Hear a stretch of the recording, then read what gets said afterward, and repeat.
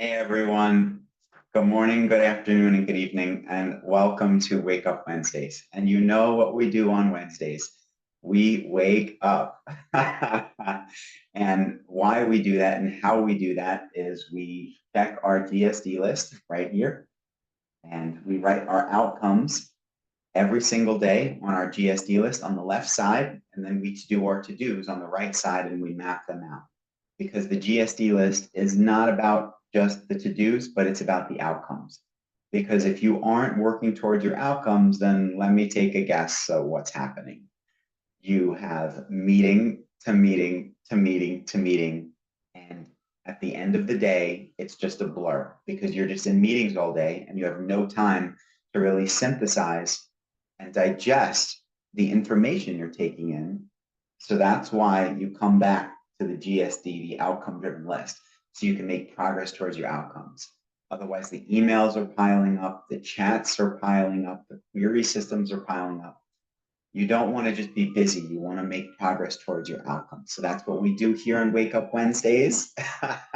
So get recharged and wake up. I want to talk to you guys today about an article that I posted in the group chat. I just want to check my notes here to make sure that I give you all the important details. And the article was entitled, How Will You Be a Master of Risk? How will you be a master of risk?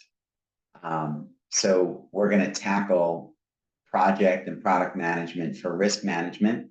So this can go across finance, technology, data, healthcare. Understanding risk and leveraging tools is going to be essential for you.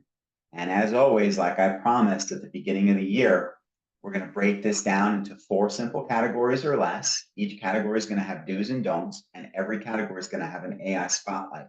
Because I think that that's important for us this year, that we all get on board with some type of AI tool that can help us. And I'll make some recommendations.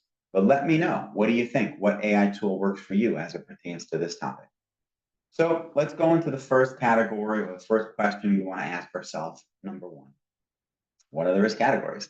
What are actually the categories of risk in the product we're rolling out or in the project we're managing? So the first thing we want to do is we want to break them down and identify them.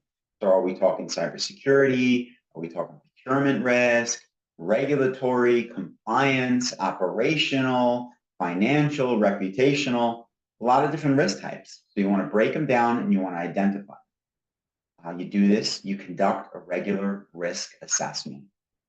So maybe this is something, depending on your environment and your industry, you do once a quarter, maybe once every 6 months, maybe once a year. It's really going to depend on the current situation you're in. I have some clients that are in a highly complex environment where they've been hit with millions of dollars of compliance fines by the regulatory bodies. So for these folks, I recommend that they do regular risk assessments every month. Maybe too extreme for you. So when you're going across these different areas, you want to use historical data to try and identify risks and patterns. Don't ignore the early warning signs. So just because you say, well, this is kind of small, it's not categorized as a high priority, all of those small items can build up to something that's large or a high priority. So don't ignore the early warning signs. So do conduct regular risk assessments and don't ignore the warning signs. The people that are on the ground working on this stuff day to day are your best people to spot the challenges. So you really want to listen to them and hear what they say. So an AI tool that's really good for this is something called Audit Board. Audit Board, it automates risk assessments. It ensures that you comply with compliance and has security across multiple industries. So Audit Board, check it out. Let me know what you think. So the next question for the category you want to ask yourself, number 2, is what is this concept of response planning? What is this concept of response planning? What does it mean? So after you identify the risk and you categorize the risk, you want to develop a proactive strategy, and proactive is key. You always want to make sure that you can show someone the plan and the roadmap and say, yes, we've identified this could be a potential risk, and yes, we haven't addressed it yet, but this is the plan to address it. That looks much better than kind of hiding it and saying, well, this was a risk, but we fixed it, and now here it is. much better to actually show the roadmap of what you identified, and it's not fixed yet, but here's the plan to fix it. And you want to socialize that across your stakeholders so that there's an opportunity for them to poke holes in it, and it increases the probability that you can actually satisfy that risk. So do implement risk avoidance, risk mitigation, risk acceptance, and risk transference strategies. If you watched my RAID log video, we go into detail on all those different types. Obviously, avoidance and mitigation is better than acceptance and transference, but sometimes you have to do what you have to do. So make sure, like I said, you develop clear contingency plans, clear roadmaps for high impacting risks, and establish milestones or points along the way that you're going to continually establish this. So it's not just a one and done effort.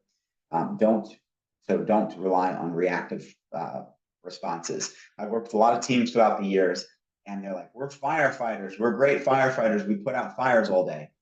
That's wonderful if you're a firefighter. That's wonderful if you're courageous enough to run into the fire, so to speak. What is even better is the fire warden. The fire warden comes in 3 months ahead of time and says there's an 85% probability that this is going to cause a fire if you don't fix this, gives them the plan, and then firefighters, instead of fighting fires, are executing the plan to ensure that the fire doesn't actually happen. So that is really what you want to check out. The AI spotlight tool for this is Risk Connect. Risk Connect, it is an enterprise risk management software. It integrates risk monitoring, compliance, and it's tracking across finance, tech, data, and healthcare. So check out Risk Connect. Let me know what you think. Do you use it? Have you heard of it? Third question you want to ask yourself is, when you're putting together this master risk plan, is how are you going to continually monitor this? So you identify it, you put in a roadmap. How do you have a continuous monitoring process that's adaptable for tracking? So do make sure you have real-time dashboards. This is probably the number one thing. If you have a real-time dashboard and you agree to check this once a quarter, once a month, once every 6 months, you're going to be able to proactively flag things. Don't treat it like a static process. Don't think it's a one and done. Don't say, well, we set this dashboard up and then no one looks at it. Or everything gets categorized as a low risk or medium risk. And then, the high and critical items kind of creep in there. So make sure you have a real-time dashboard and you monitor it, in my opinion, at least once a quarter, every quarter with your stakeholders. So what's the AI tool for this? Check out something called Resolver. This is a risk intelligence tool that provides real-time data to help track and predict potential risks, including cybersecurity and vulnerabilities.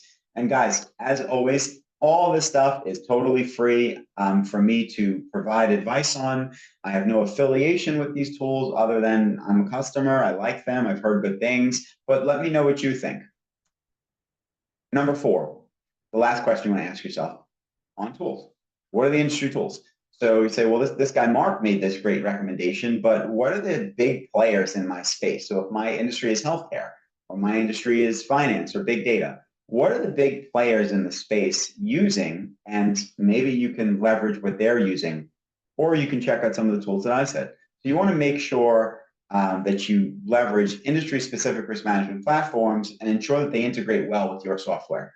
So just because this big healthcare company uses this risk management software, but it doesn't integrate well with your software, this smaller company will integrate better or they'll work with you, then you want to work with the company that you can have influence on so that you can build for the future. So it's weighing those two options. Don't overload your teams with, you guys need to learn all this new software and we need to set up these APIs and we need to integrate with this. Don't drive people crazy, because by doing that, you're just going to create more risk. So when you're mapping out your risk plan and you're looking at your tools, make sure integration is part of it. So just some high-level tools here: DNB Credit, Metric Stream, Risk Connect, RLD Matrix, Cyber GRX, Archer IRM, iValue, SAP, Arabia, Audit Board, Resolver. Check out any one of those tools. Check out all those tools. Spend a little bit of time checking it out. Talk to folks in the industry. Let me know which tool you think works best for you. Let me know what your industry is. I'd love to hear from you. Okay. So let's wrap that up like a deli order. Let's wrap that up to go. Risk management is not about avoiding risk. It's not about avoiding risk. It's not about hiding risk. It's about managing it effectively. It's about creating a roadmap and showing folks, we know this is a risk. This is how we plan to address it. And this is when we plan to address it. And these are all the things we're doing leading up to it.